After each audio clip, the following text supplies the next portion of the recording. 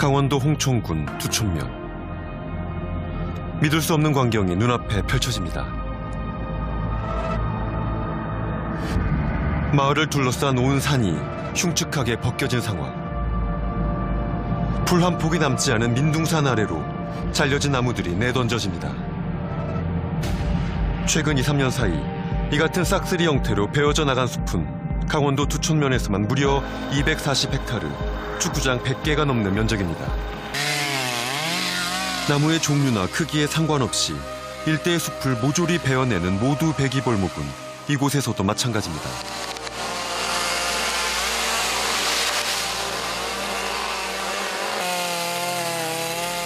이상한 점은 이렇게 베어진 나무들이 정작 시장에서는 값어치가 크지 않다는 사실입니다. 힘들게 베어 팔아봤자 목재 상인들이 얻는 수익도 크지 않다고 합니다.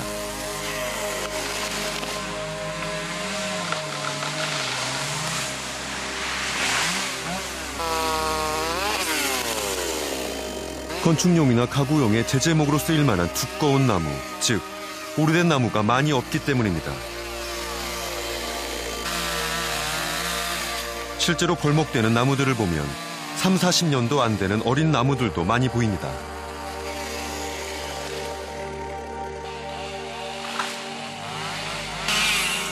산림의 노령화가 가속화되고 있어 현재 추세대로라면 2050년 흡수량이 현재보다 70%가 감소한 1,400만 톤으로 떨어질 것으로 전망하고 있습니다. 30년간 30억 그루 나무 심기 등을 통해 산림청은 지구온난화의 주범인 탄소를 더 많이 흡수하기 위해 30년간 총 30억 그루의 어린 나무를 우리나라와 북한에 심겠다 발표했습니다. 나무를 더 많이 심겠다는, 어찌 보면 지극히 타당해 보이는 이 계획이 산림 파괴 논란에 휩싸인 이유는 무엇일까? 그런데 나무를 심을 수 있는 공간은 한정돼 있습니다. 산림청 정책의 문제는 여기에서 시작됩니다. 30년 이상 된 나무는 성장이 더뎌서 탄소 흡수율이 떨어지니 30년, 40년이 넘는 나무를 베어내고 그 자리에 어린 묘목을 새로 심겠다는 것. 환경단체들은 나무의 탄소 흡수력을 빌미로 산림청이 벌목을 확대하는 정책을 펼치려 한다고 거세게 비판하고 있습니다. 근데 지금 우리나라 형편상 27억 그루의 나무를 심기 위해서는 그만큼, 아니 그 이상을 베어내야 된다는 전제 조건이 있어야 되는 거죠. 그동안 산림청이 해오던 벌목 사업을 탄소 중립이라는 외피를 씌운 것이죠. 멋지게. 갑자기 이제 경기도 면적에 해당하는 만큼의 산림을 베어내겠다고 하는 게 말이 안 된다는 거죠. 산림은 탄소 흡수원뿐만 아니라 다양한 생태계 서비스를 제공하는 중요한 자원이죠. 환경운동단체들은 산림청의 탄소 중립 정책은 산림 파괴 정책이라며 비판합니다. 여러 언론들도 탄소 흡수량을 늘리기 위해 기존의 나무들을 베는 것이 과연 타당한지 의문을 제기합니다. 나무는 탄소를 흡수해서 성장한 게 바로 이게 나무잖아요. 나무 기둥 자체는 이제 탄소 덩어리인 거죠. 그만큼 탄소를 많이 흡수했다라고 할 수 있는 건데요. 나무가 요만한 것은 요만큼 탄소를 흡수한 거고, 이 큰 나무는 이만큼의 탄소를 더 많이 흡수한 건데요. 여기 같은 종류의 나무인데요. 얘는 30살 정도 됐고요. 얘는 50살 정도의 나이가 된 나무입니다. 면적은 4배 이상 차이 난다. 30살부터 탄소를 왕성하게 흡수할 수 있는 그 탄소 흡수원인 나무들을 잘라내서 오히려 탄소를 배출하고 숲을 망가뜨리고 기후위기를 조장하는 잘못이다.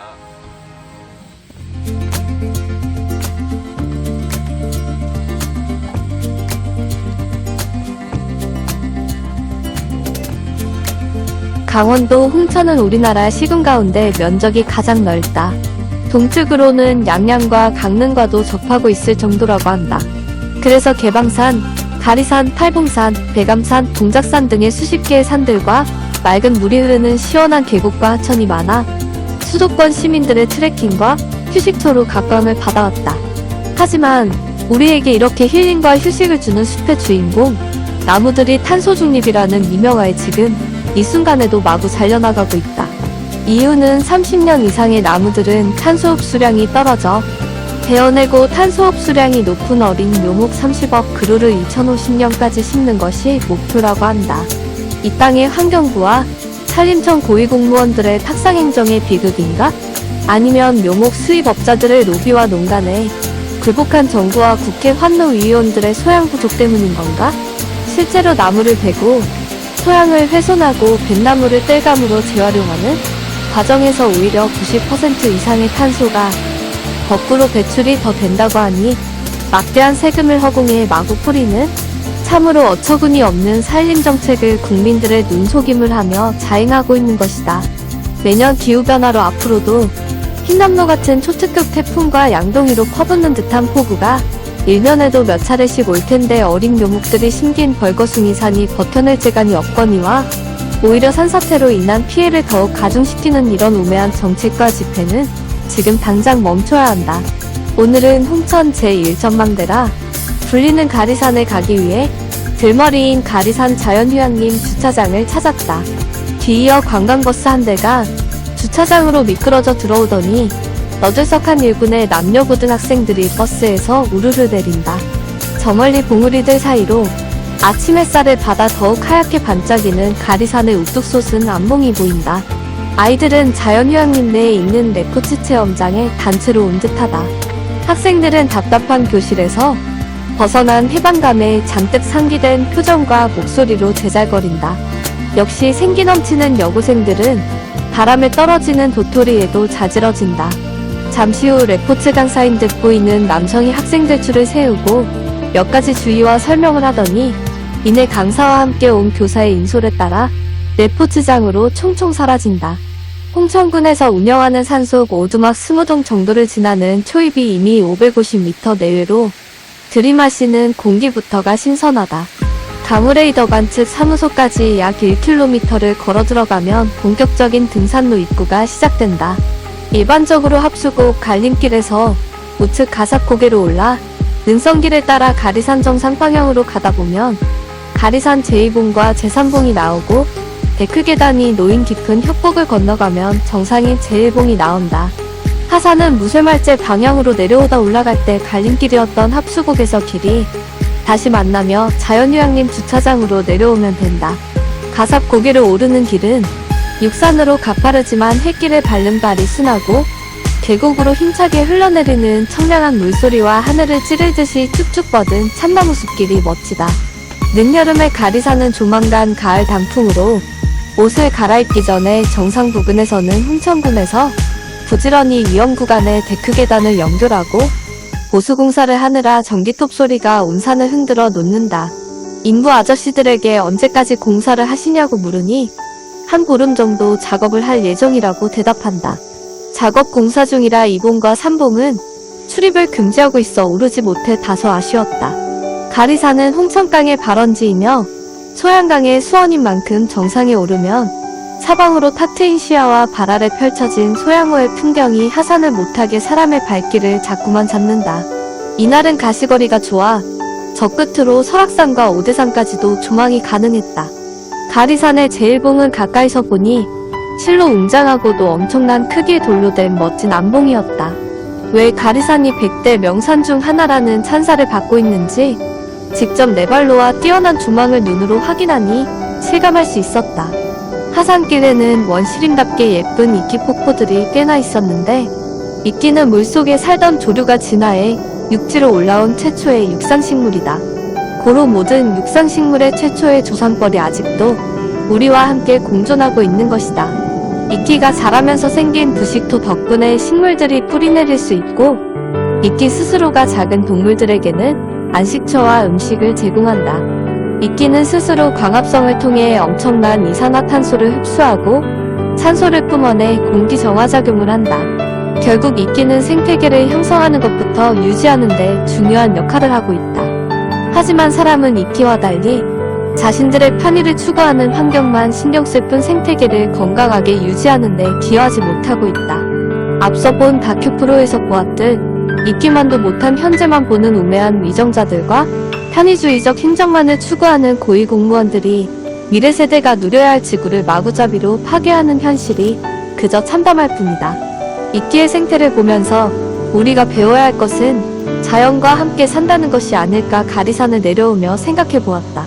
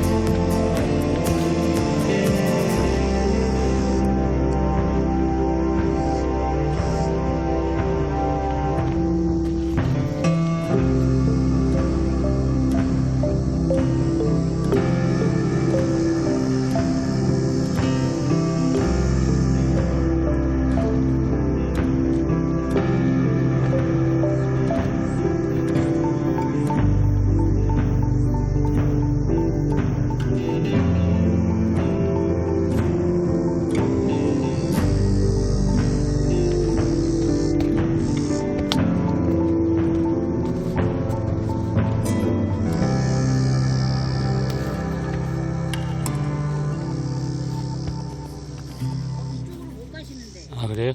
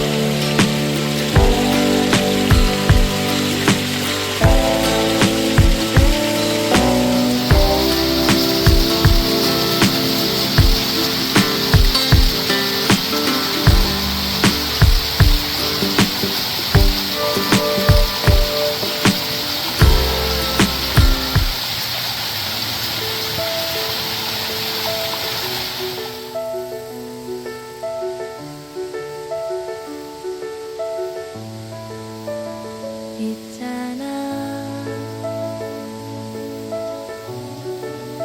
거울 속에 그려진 나를 보고파 있잖아. 네 목소리에 기대어 잠이 들고파. 너는 말야 날 깨우는 햇살이 되고 사랑스러운